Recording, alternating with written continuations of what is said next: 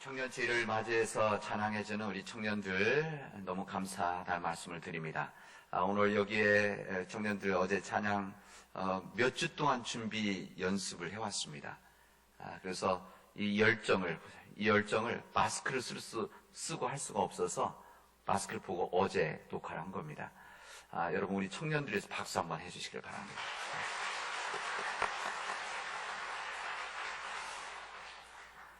여러분 알다시피 우리 청년들 우리 교회에 나오는 청년들 중에서 우리 사회적으로 한 5% 좀 더 된다고 합니다.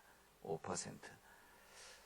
이제 그 얘기는 무슨 말인가 하면 만약 이 상태로 그냥 시간이 가면 지금 우리 한국 교회가 한 20%, 25% 정도 기독교인이라고 그러는데 만약에 변화가 없으면 5% 교회가 되어지는 20년, 30년 후에 여러분 우리 교회 청년들 아까도 우리 장로님들 했는데 너무 감사하다. 우리 교회 있는 것 자체가 감사하고 자랑스럽다. 이런 아까 대화를 하고 들어왔는데 우리 청년들 위해서 기도해 주시고 우리 청년들이 우리 교회 속에서 정말 귀한 일들을 감당할 수 있도록 여러분들께서 또한 함께 해주시기를 부탁드리도록 하겠습니다. 오늘 사순절 넷째 주일입니다. 주님의 말씀과 주님의 십자가, 주님의 고난을 묵상하면서 우리들이 주님의 길을 걸어가고자 하는 사순절기를 우리 함께 지내고 있습니다. 우리 주님의 말씀은 사순절 기간 동안 우리로 하여금 이 주님을 향한 바른 길로 인도하는 등불이 되어질 것입니다.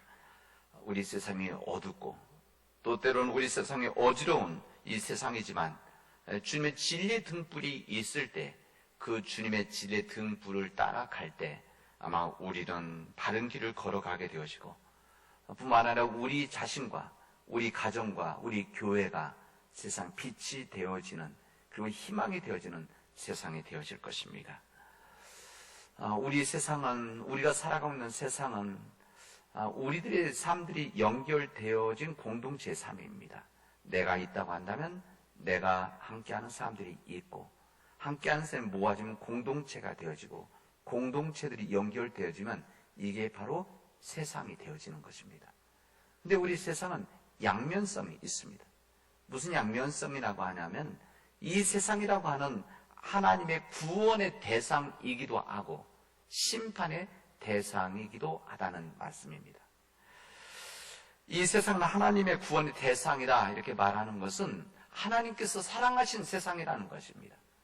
하나님께서 만드신 이 세상, 하나님을 믿든지 믿지 않든지 이 세상은 하나님의 세상이기 때문에 하나님 사랑하시는. 그래서 우리 주님께서는 이 세상을 사랑하셔서 독생자 예수를 이 땅에 보내주시고 우리 예수 그리스도에서 구원을 받는 이 믿음의 역사를 우리에게 주셨다 그런 이야기입니다. 그리고 이 세상을 사랑하시기 때문에 끝내는 우리 주님을 통해서 십자가에서 주님의 생명을 들어 올리는 그런 하나님의 은혜가 우리에게 주어졌습니다. 그러나 이 구원의 대상인 우리 세상은 심판의 대상이기도 합니다. 왜냐? 우리 세상이 악하기 때문에 그렇습니다. 그리고 우리 세상이 연약하기 때문에 그렇습니다. 그리고 우리 세상이 어둡기 때문에 그렇습니다. 진리의 빛을 이야기한다고 하는 것은 빛이라는 것은 어두울 때 빛을 이야기하는 거 아니겠습니까? 이 세상이 악하다, 어둡다 그런 이야기입니다. 그래서 주님께서 이 세상에 심판하러 오셨다 이렇게 말씀하십니다. 우리 주님은 이 세상에 있으면서도 세상에 속하지 않으셨다. 주님이 이렇게 말씀을 하십니다. 우리 예수님은 자신을 세상을 위한 빛이고 우리 제자들에게 그 주님을 믿는 모든 사람들에게 세상의 빛과 소금이 되라고 주님 말씀을 하십니다. 그리고 요한복음에서는 예수님은 이 어둠과 거짓에 쌓여있는 이 세상에 대해서 맞서 싸워라 이렇게 말씀을 하십니다. 그러니까 예수님에게 이 세상이라고 하는 것은 심판의 대상이 되기도 하시고 구원의 대상, 사랑해야 되는 대상 그런 세상이라는 것을 말씀해 주십니다. 우리 주님께서 이 세상을 창조하셨다라고 하는 것은 인간만 창조하신 것이 아닙니다.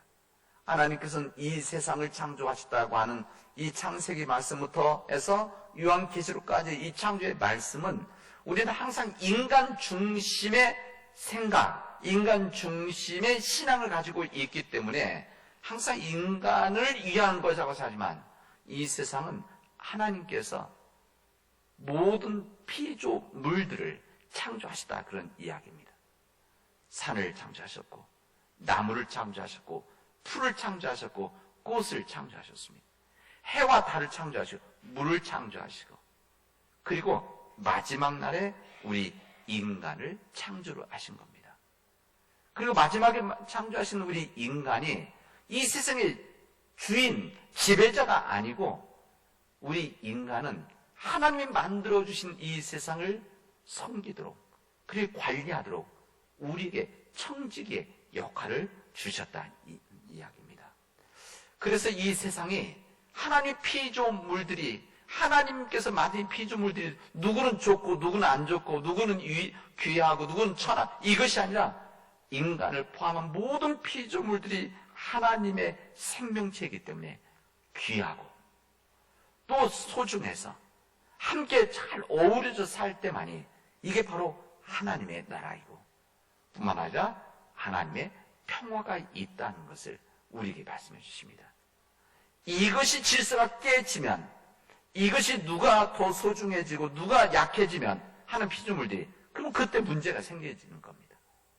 그래서 이 문제가 생겨지면 세상이 평화가 깨어지는 것이라고 우리에게 말씀해 주십니다. 오늘 우리에게 주신 이 구약의 말씀은, 오늘 우리 새 본문의 말씀이 우리 교단 전체가 읽는 이 사순절의 말씀인데, 오늘 이사야서 63장에 있는 말씀을 우리가 읽었습니다. 이사야서 전체 말씀은 바벨론 포로로 끌려오고 끝나고 나서 이스라엘 돌아왔을 때 주셨던 주님의 말씀입니다. 정확하게는. 여러분, 오늘 이사야 말씀, 신약에서 우리 복음서 말씀, 요한복음의 16장 그리고 로마서 말씀을 읽었는데 이 말씀들이 약간 어려울 수도 있습니다. 왜냐하면 이 말들이 좀 표현이 어려워서. 그래서 두 가지 방법이 있어요. 이것을 잘 이해할 수 있는 방법. 한 가지 방법은 요즘 성경을 읽는 겁니다. 세번역 성경. 그래서 여러분들이 성경을 읽는데 요즘 나온 세번역을 읽으면 훨씬 더 선명합니다. 우리 청년들은 절대 요즘 성경 쓰십시오. 그래서 표준말이고 정확하고 그리고 내용이 잘 다듬어져 있습니다. 그래서 세번역 쓰는 거다. 그리고 또 한 가지는 여러 번 읽는 겁니다. 여러 번. 그러니까 우리 성경을 여러분들은 아마 이 성경 읽는 것이 더 은혜스러울 겁니다. 오랫동안 읽어왔기 때문에. 그래서 우리 옛날 제가 중학교 때 배웠던 말씀 중에 독서 백편 의자현이다. 이런 말이 있었습니다. 지금 쓰라면 못 씁니다. 당연히. 근데 무슨 말인가 하면 책을 여러 번 100번 읽으면 깨닫게 되어진다. 그런 이야기입니다. 그래서 여러분 성경도 그렇게 읽으시면 깨달아집니다.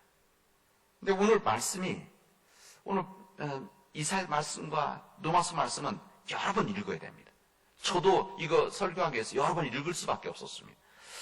이 이사야서에 있는 말씀은 이스라엘 백성들이 이제 바벨론으로 끌려갔을 때 온 도성이 파괴되었습니다. 이 파괴되어졌는데 이 파괴되어져서 많은 이스라엘 지도자들, 왕족들이 다 끌려갔는데 바벨론으로, 노예로 끌려갔는데 그때 이 이스라엘 땅에 남아있었던 사람들이 있었습니다. 당연히 남아있었겠죠. 그때 이들을 이 에돔 사람들이 가장 가까이 살았던 에돔 사람들이, 가장 가까운 이웃의 에돔 사람들이 예루살렘에 남아있던 이 사람들을 매우 적대적으로 태도를 취했다는 것입니다. 그리고 이들에 대해서 피해자 약탈을 하고 또 그들의 불행을 기뻐하고 매우 운용한 이런 일들을 많이 했었습니다. 그래서 이런저런 행동으로 인해서 유대인들의 가슴에 상처를 남겼던 것입니다. 근데 왜 이 이야기를 우리가 왜 해야 되는가 하면 이 분명히 방금 이 에돔 족속은 아브라함을 조상으로 둔 이스라엘 같은 혈종이고 친족입니다. 그러니까 친척이라는 거죠. 좀 먼 친척. 그럼에도 이 가족 같은 민족인데 그럼에도 불구하고 형제 자매된 이스라엘 민족들이 고난을 당할 때에 이스라엘 민족이 탄식하며 신음하고 있었을 때의 그 모습을 보고 외면했다는 겁니다. 외면했을 뿐만 아니라 그들을 얕잡고 괴롭히고 폭행하고 약탈하는 행동을 했었다. 이것이 오늘 에돔 사람들이 하나님부터 심판받았던 이유입니다. 이스라엘 민족이 나라를 잃고 바벨론 포로 끌려가서 탄식하고 있었을 때, 신음하고 있었을 때 이것을 외면했었다.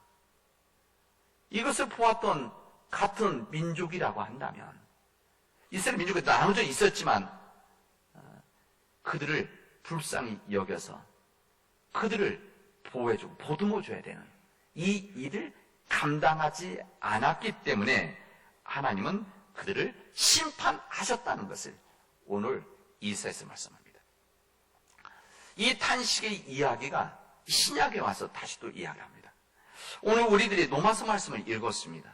이 로마서 있는 이 말씀은 이 안에 탄식에 대한 이야기가 3번이 반복돼서 나옵니다.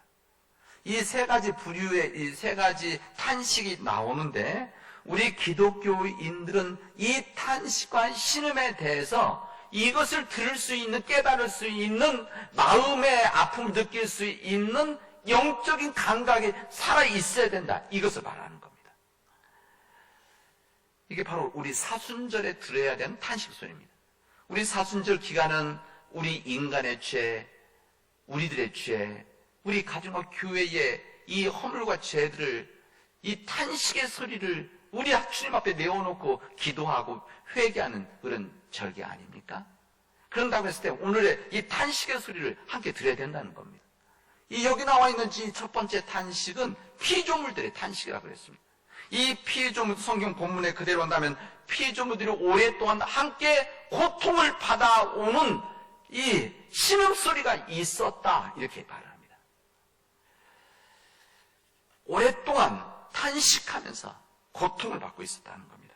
22절 말씀입니다. 모든 피조물들, 인간을 포함한 모든 피조물들은 원래 하나님께 기쁨을 드렸던 우리 피조물 아닙니까? 하나님 이 세상을 창조하실 때마다 하루 만드시고 빛과 해와 달 만드시고 물, 나무, 풀, 이 모든 것을 만드실 때마다 성경이 뭐라고 되면 보시기에 참 좋았더라. 히브리는 키토브 이렇게 됩니다. 그렇게 되어 있습니다. 너무너무 좋으셨다. 감탄하는 이야기가 나옵니다. 그런데 그런 감탄할 하나님의 기쁨이 되었던 이 피조물들이 탈선한 인간들의 썩어짐, 본문 그대로는 썩어짐, 인간의 탐욕, 인간의 이기심, 그리고 인간의 악함의 종로를 타는 신세가 되어졌다. 그리고 그러므로 인해서 이 피조물로서부터 탄식과 신음소리가 나오고 있는 것이다. 인간의 죄에서 나오는 탄식이다. 이렇게 말씀하셨습니다. 여러분, 피조물에 속한 인간만이 아니라 이 세상 모든 피조물들이 탄식하고 신음하고 있다. 그런 이야기입니다. 우리는 우리 삶 속, 우리 역사 가운데 많은 신음소리와 탄식이 있었습니다. 전쟁으로 인해서 정말 수많은 사람들이 생명을 잃어서 탄식하는 소리가 있었고, 뿐만 아니라 이 폭력으로, 여러 가지 폭력으로 인해서 탄식의 소리가 있었고, 이 지배자들의 이런 힘으로 때문에 탄식하는 신음하는 소리가 있었고, 자연재해로 인해서 탄식하는 신음소리가 우리 역사 가운데, 우리 삶 가운데 있어 왔습니다. 때로는 이 무지 때문에, 배우지 못한 것 때문에, 뿐만 아니라 지배자들 권력 때문에 이런 탄식이 있었습니다. 지금 현재 우리가 겪고 있는 탄식과 신음이 어디서 오느냐? 지금은 코로나 바이러스입니다. 이 코로나 바이러스의 이 위협, 우리 장로님 기도하실 때도 이 부분 코로나 바이러스 이전에 돌아갈 수 있겠느냐 이런 기도하셨는데, 이 코로나 바이러스의 위협은 우리 모든 인간의 탄식과 신음으로 이어지고 있습니다. 지금 우리가 그런 삶을 살아가고 있지 않습니까? 온 세상 속에서 온 세상을 지배할 것 같은 핵무기 기술이나 이건 아무 소용없습니다. 화성에 가고 우주의 정거장을 만들고 가겠다고 하는 이 모든 첨단의 기술이 속수무책입니다. 강력한 군사적인 힘도 재정적인 힘도 막강한 권세도 눈에 전혀 보이지 않는 작은 미생물 바이러스로 인해서 꼼짝 못하고 있는 우리의 상황입니다. 이 모든 피조의 탄식 속에서 세상은 뭐라고 오늘 성경은 이런 탄식과 신음 속에서 하나님의 자녀들을 고대하고 있다 이렇게 말합니다. 이게 무슨 말인가 하면 여러분 여기 본문에 있는 하나님의 잘 기대하고 있다는 것은 하나님 백성들 또한 교회 공동체 하나님 백성의 몸 공동체에 대한 고대하고 있다 기다리고 있다는 것을 이야기를 합니다. 왜 그런가 하면 창조 질서 회복의 문을 열어줄 것이다 기대하고 있었기 때문에 그렇습니다. 근데 이것이 안 됐다는 것입니다. 근데 그 다음 뭐라면 두 번째 탄식을 다시 이야기합니다. 이 두 번째 탄식은 하나님 자녀들의 탄식입니다. 하나님 자녀들이 나타나는 고대했는데 하나님의 성님, 주님의 제자들, 교회 공동체, 하나님 백성들 고대했는데 여기서도 이루어지지 않았다는 겁니다. 그들을 둘러싼 삶의 어두운 환경들, 이 저항하는 강한 힘 앞에서 그들 역시 자신의 이 부족함을 절감하면서 탄식하고 신음하고 있다 말씀하십니다. 여기까지만 한다고 한다면 우리는 절망의 삶일 것입니다. 근데 오늘 주님은 우리에게 복음의 소식을 전해주십니다. 이 복음의 소식이 무엇이냐면 성령의 탄식입니다. 성령의 탄식.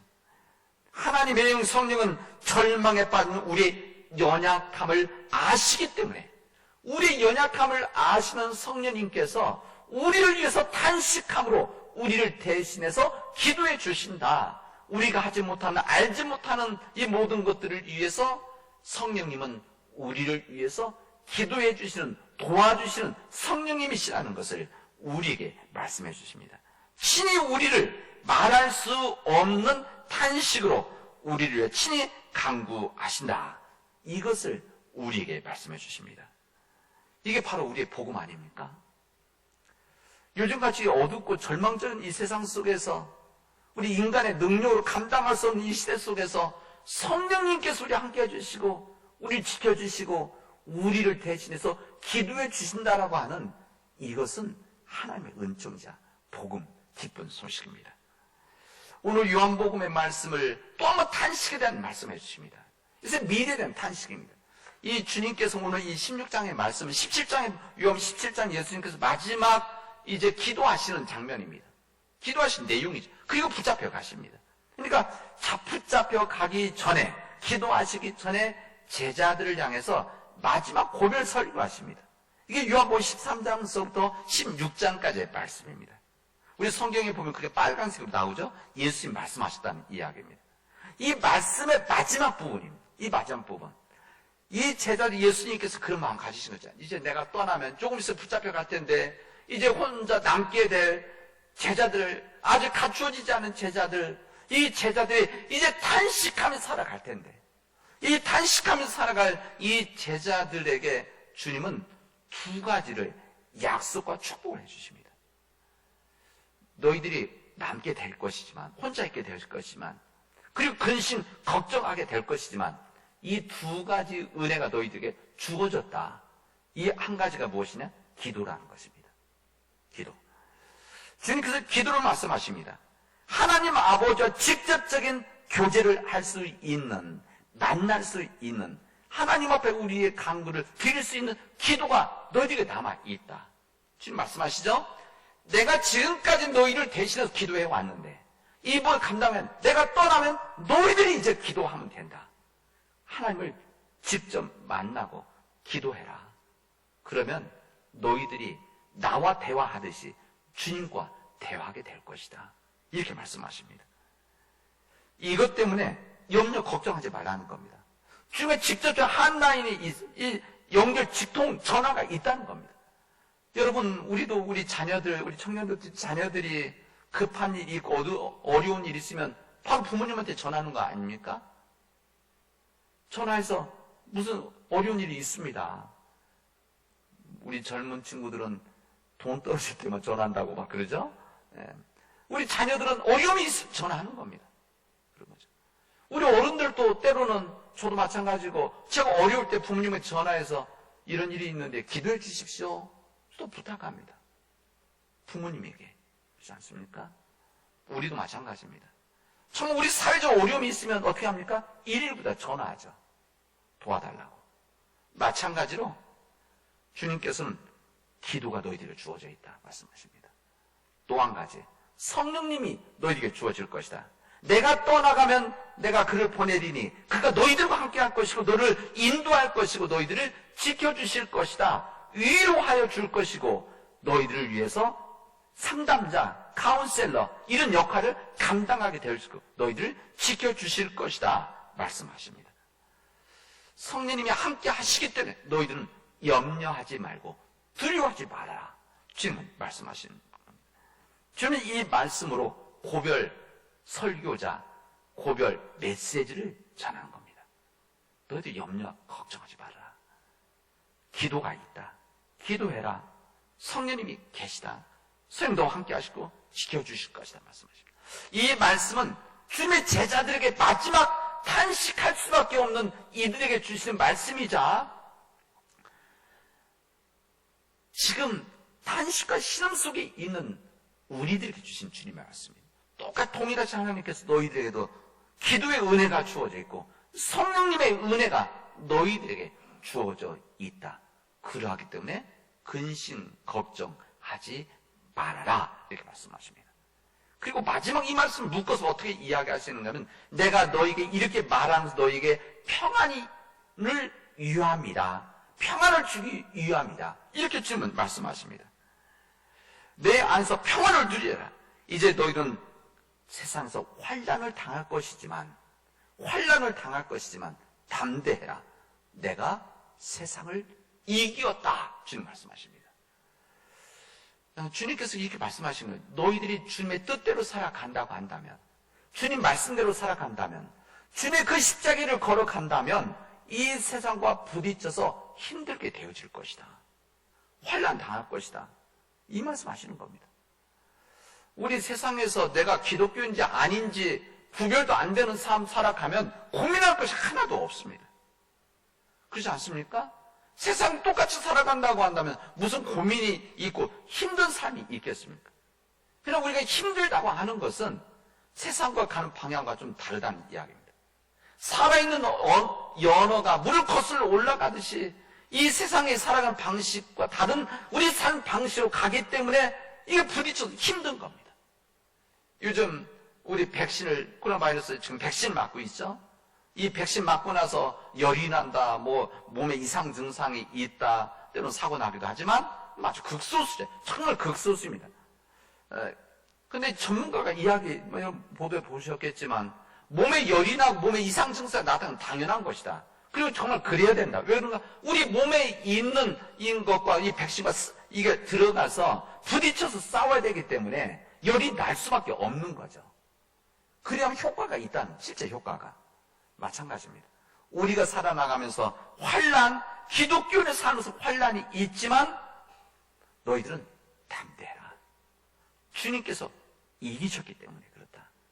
주님의 방식으로 싸워서 이기셨기 때문에 담대해서 너희들도 그렇게 싸워 나가라. 그렇게 싸워 나갈 때만이 너희들에게 평안이 있게 될 것이다.